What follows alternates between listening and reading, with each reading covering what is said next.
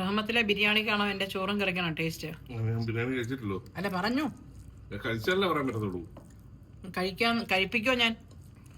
ജീവന് കൊതിയില്ലേ?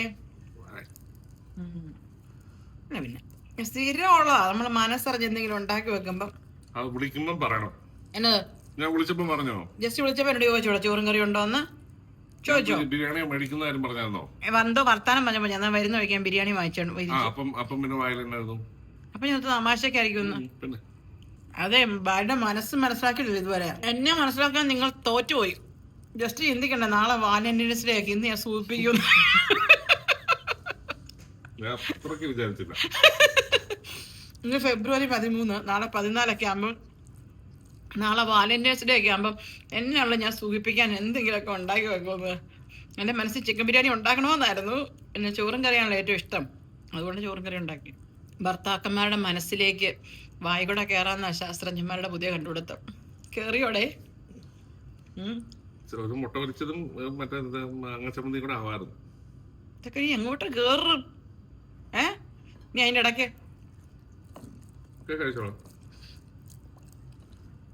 Valentine's day കഴിയുന്നതിന് വരെ ജസ്റ്റ് എന്ത് പറഞ്ഞാൽ ഞാൻ ഉണ്ടാക്കി തരാം.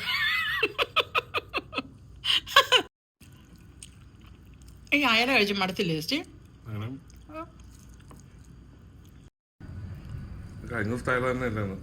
അതെ, അല്ല ഞാൻ ചോദിക്കുവായിരുന്നു. ഞാൻ അയല കൂടുതൽ ഞാൻ മസാല തേച്ച് വെച്ചായിരുന്നു.